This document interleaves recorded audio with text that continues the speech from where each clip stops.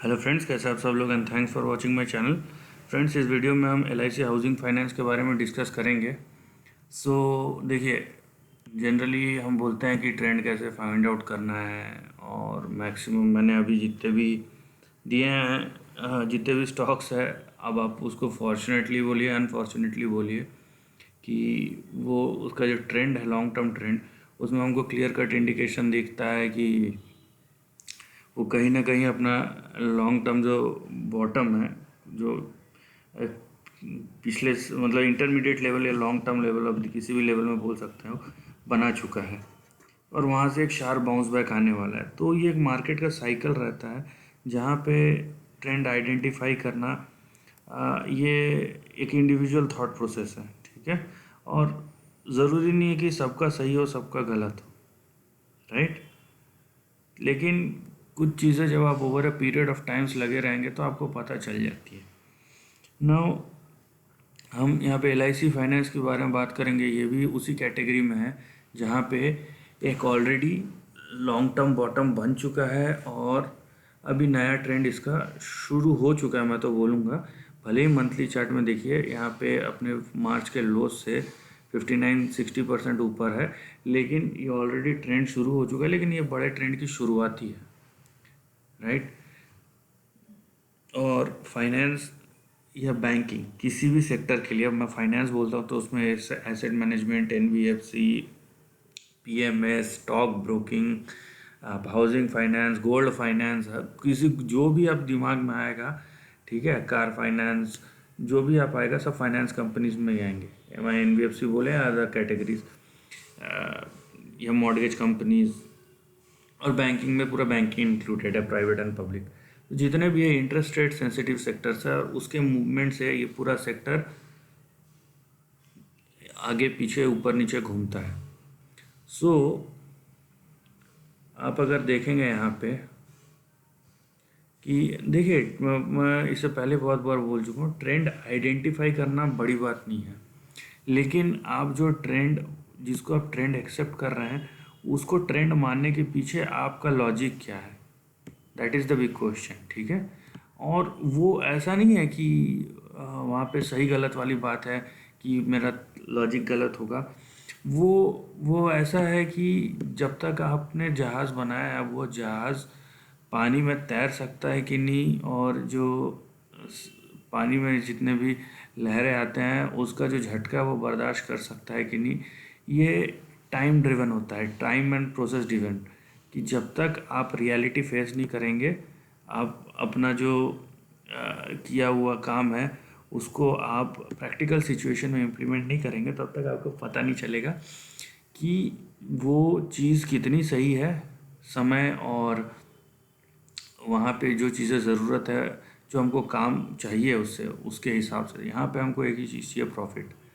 तो आपका प्रॉफिट अगर आपके जस्टिफाइड लॉजिक से मिल रहा है आपको, तो आपका प्रॉफिट उस समय के लिए ठीक है। द थिंग इज़ कि स्टॉक मार्केट में चीज़ें चेंज होती हैं, तो आपका लॉजिक उस समय के लिए ठीक है, ठीक है। तो आपको हर एक थीसिस, आप जब भी कोई इन्वेस्टमेंट स्ट्रैटेजी लेते हैं, इन्वेस्टमेंट लेते हैं या पैसा कमाने के लिए, शॉर्ट टर्म या लॉन्ग टर्म, जब भी ऐसा काम करते हैं, आपके हर एक डिसीजन के पीछे आपका जो थीसिस है वो तैयार रहना चाहिए। इसीलिए जब ट्रेडर्स होते हैं ना, वो इतने फ्रीक्वेंट होते हैं कि इंसानी दिमाग कभी कभार प्रोसेस नहीं कर पाता उन चीज़ों को। इन्वेस्टमेंट के लिए मेरे को, भले ही मेरे को बहुत डीप रिसर्च करना पड़े, लेकिन मेरे को 3 महीने में 4 महीने में एक कंपनी मिल गई तो मेरे लिए इनफ है। लेकिन ट्रेडिंग के लिए आपको हर दिन चाहिए, तो आप समझ लीजिए कि आपका जो दिमाग है उसको कितना फ्रीक्वेंटली और कितना शार्प तरीके से काम करना पड़ेगा, ठीक है। तो यहाँ पे ये डिफरेंस है। नाउ ट्रेंड को देखिए, यहाँ पे आपको, यहाँ पे ट्रेंड में दिखेगा कि यहाँ पे 1 2 3 और ये चौथा। तो यहाँ पे एक लॉन्ग टर्म ट्रेंड बन चुका है और उसका सपोर्ट लेवल भी आपको यहाँ पे मिल जाएगा, ठीक है।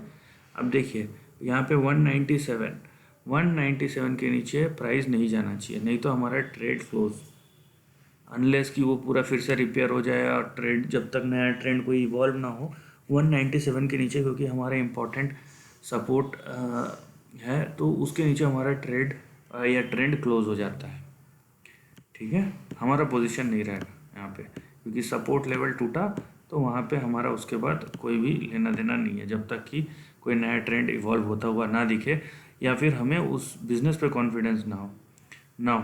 आपका जो पहला टारगेट होगा वो 330 के आसपास हो गया रेजिस्टेंस, उसके ऊपर गया तो पूरे रेंजेस हैं। कैसे, देखिए 330 के ऊपर अगर गया प्राइस तो पहला रेंज जो आता है 450 से 700 के बीच में, दूसरा रेंज जो आता है 600 से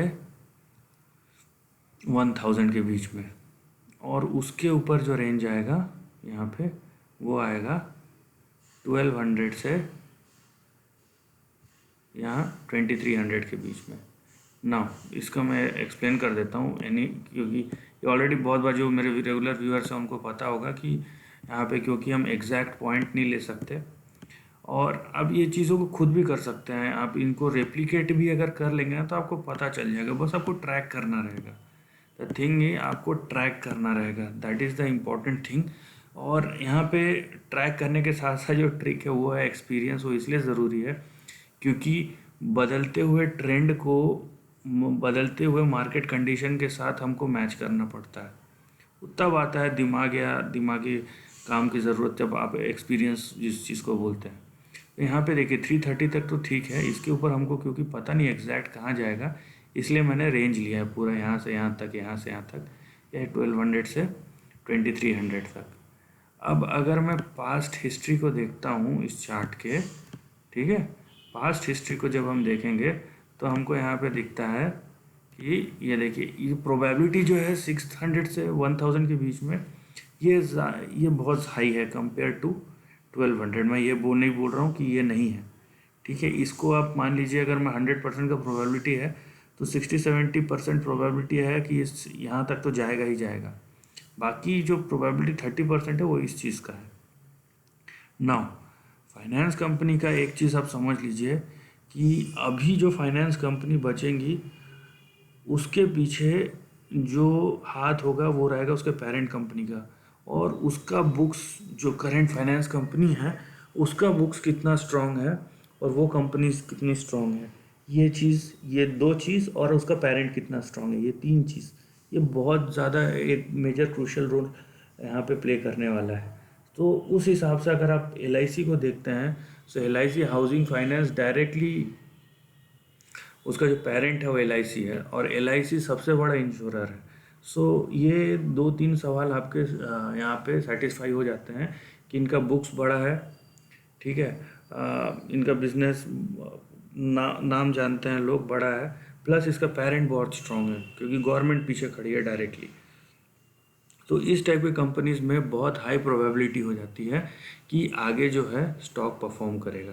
देखिए इससे पहले 2009 से अगर आप देखते हैं यहाँ पे 2010 तक इसने 700-800% का रिटर्न दिया, उसके बाद 2013 से 2017 तक इसने 400% का रिटर्न दिया, लेकिन ये रैली यहाँ तक थी, ठीक है, 2009 से शुरू हुई थी यहाँ तक थी, तो इसने 2500% का रिटर्न दिया था। अभी ज़रूरी नहीं कि हर बार इसी टाइप का जो ट्रेंड है वैसा हो सकता है कि यहाँ से ये सीधा चले जाए या यहाँ से ये ऐसे चले जाए, तो जो भी है ये फिर भी आप यहाँ पे 10 टाइम्स का मूव एक्सपेक्ट कर सकते हैं, ठीक है। But these are multi year targets, ठीक है, ये आप 2-3-4 दिन वो 2 महीने ये सब करना है तो प्लीज़ ये सब करने से आप कभी भी वेल्थ क्रिएट नहीं कर सकते हैं। That is the ultimate thing. आप कितना भी कोशिश कर ले, ठीक है, बहुत कम रहते हैं जो लोग प्रोफेशनली अगर ट्रेडिंग से वेल्थ क्रिएट करते हैं, लेकिन इन्वेस्टर जैसा वेल्थ कभी नहीं जनरेट कर सकते। So this is the end of the video. दोस्तों वीडियो पसंद आया तो लाइक और शेयर कीजिए, थॉट्स कमेंट सेक्शन में लिख के बताइए, और ऐसे ही नए कंटेंट के लिए चैनल को प्लीज़ सब्सक्राइब कीजिए। Lastly, take care of your family and friends.